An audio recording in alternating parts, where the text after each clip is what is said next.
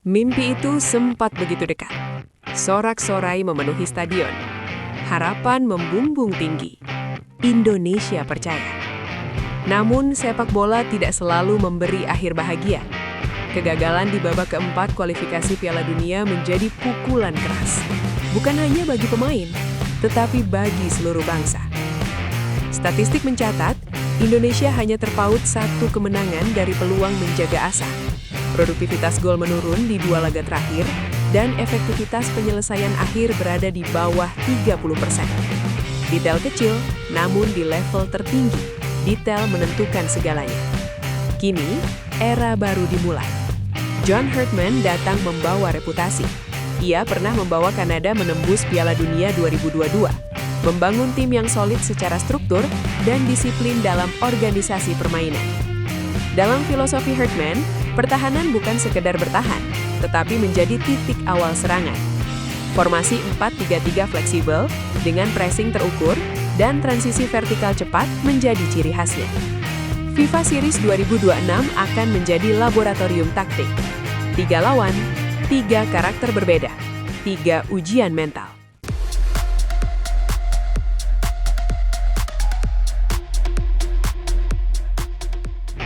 Pertama, Bulgaria. Negara Eropa Timur ini pernah mencapai semifinal Piala Dunia 1994. Mereka mencetak 10 gol dalam turnamen tersebut dan hanya kebobolan 6 kali sebelum akhirnya terhenti. Bulgaria adalah tim yang pernah mengguncangkan dunia, mengalahkan raksasa Eropa dan melahirkan legenda seperti Hristo Stoichkov. Itu bukan dongeng, itu adalah sejarah nyata. Meski dalam 2 dekade terakhir Bulgaria belum kembali ke panggung Piala Dunia, karakter mereka tetap sama. Disiplin, fisik kuat, dan taktik khas Eropa Timur. Mereka bukan tim yang mudah ditembus. Secara historis, Bulgaria memiliki rata-rata penguasaan bola di kisaran 52% dalam 5 laga terakhir mereka di kompetisi resmi. Akurasi umpan berada di atas 82%, dan kekuatan duel udara mencapai hampir 60% kemenangan duel. Artinya, Indonesia harus siap menghadapi tekanan fisik dan disiplin blok pertahanan rapat. Jika melihat pola permainan, Bulgaria kerap membangun serangan dari lini belakang dengan 2 bek tengah melebar, gelandang bertahan turun membantu distribusi, dan sayap aktif menusuk ke dalam. Indonesia perlu memanfaatkan kecepatan sisi lapangan. Statistik menunjukkan, 70% peluang berbahaya Indonesia di kualifikasi sebelumnya berasal dari sisi sayap. Namun efektivitas crossing hanya 24%. Ini yang harus ditingkatkan.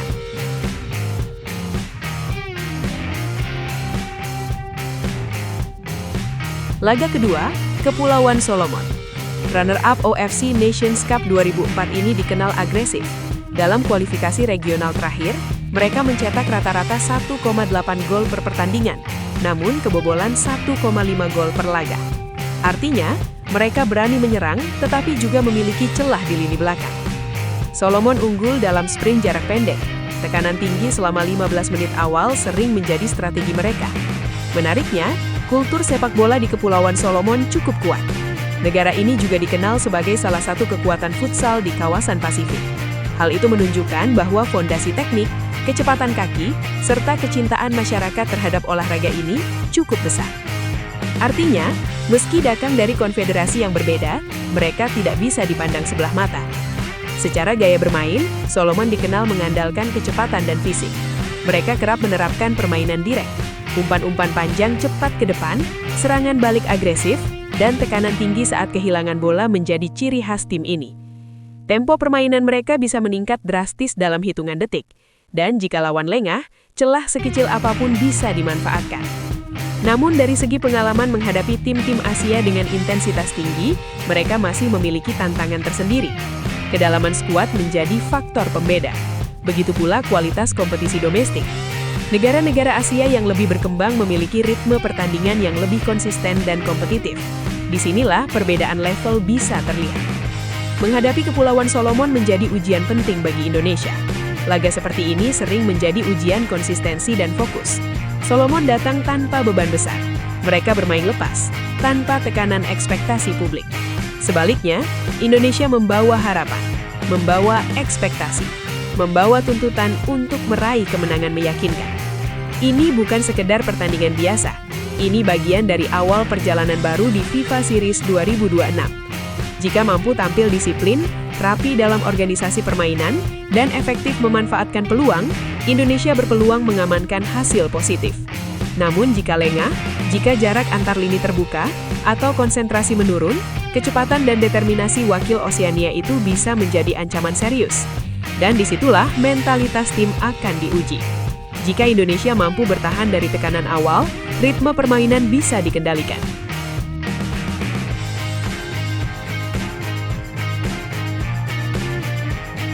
Terakhir, Saint Kitts and Nevis.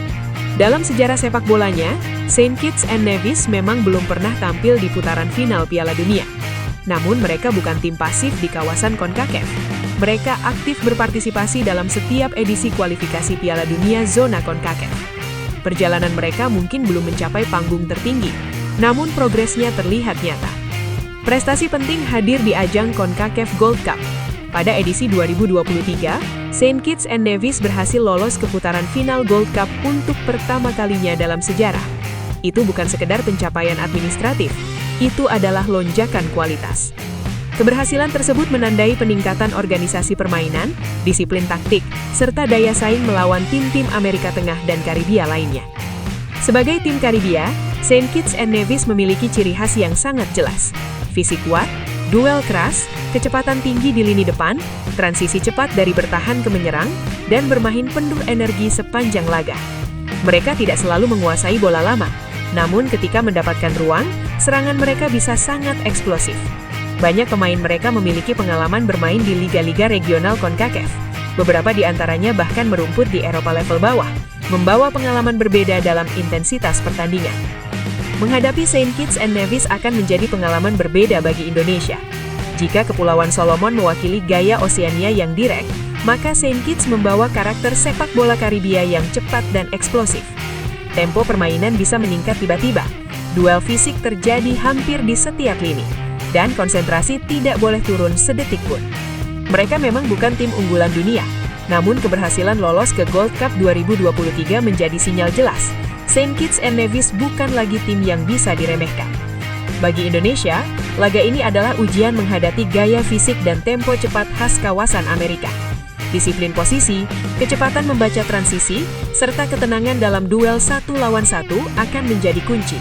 Karena di level internasional, detail kecil selalu menentukan hasil akhir. Indonesia harus disiplin dalam menjaga jarak antar lini. Dalam 5 laga Indonesia terakhir, jarak antar lini sempat melebar hingga 25 meter saat transisi negatif. Ini celah yang tidak boleh terulang. FIFA Series 2026 bukan soal skor akhir semata. Ini tentang konsistensi struktur, efektivitas peluang, dan mentalitas bangkit setelah kegagalan. Kegagalan adalah luka, namun luka membentuk karakter. Kini Garuda tidak hanya bermain untuk menang, tetapi untuk membangun identitas. Untuk menunjukkan bahwa proyek ini masih hidup. Apakah John Herdman mampu menyatukan potensi ini? Apakah generasi baru mampu menjawab keraguan? Satu hal yang pasti, Indonesia belum selesai. FIFA Series 2026 akan menjadi panggung pembuktian. Bukan hanya tentang 3 pertandingan, tetapi tentang arah masa depan sepak bola Indonesia. Dan ketika peluit pertama dibunyikan, kita tidak hanya menyaksikan laga persahabatan, kita menyaksikan awal kebangkitan.